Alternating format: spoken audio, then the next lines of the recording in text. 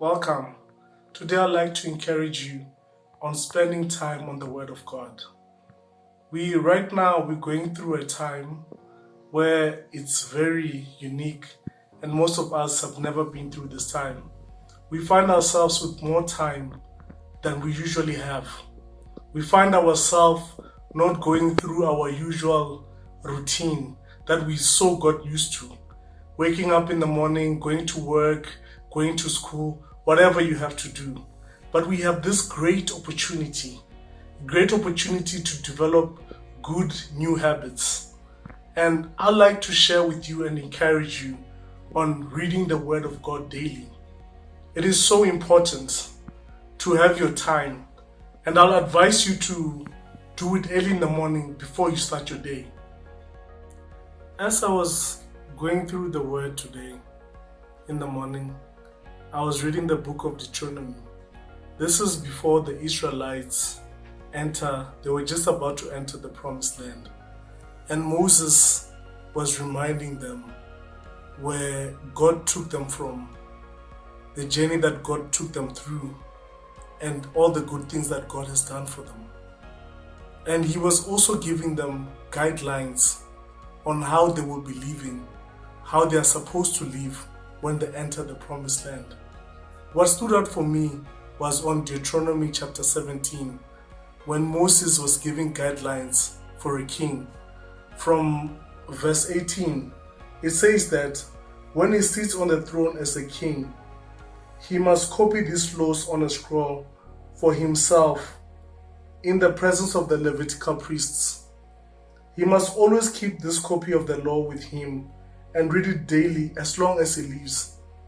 Then, that way, he will learn to fear the Lord, his God, by obeying the terms of this law.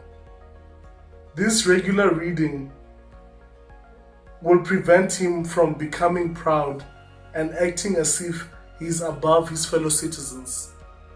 It will also prevent him from turning away from these commands in the smallest way. This will ensure that he and his descendants will reign for many generations in Israel. On this passage, we see that Moses instructs the king to read the Word of God daily. And he also then goes to illustrate the benefits of reading the Word daily. He says that it will teach him the fear of the Lord. And in Proverbs, we learn that the fear of the Lord is the beginning of wisdom.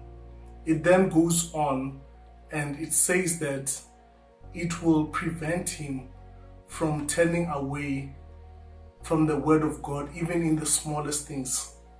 We also see on Psalm 119 from verse 10 to 11, it says that, I have tried my best to find you. Don't let me wander from your commands. I have hidden your word in my heart that I may not sin against you.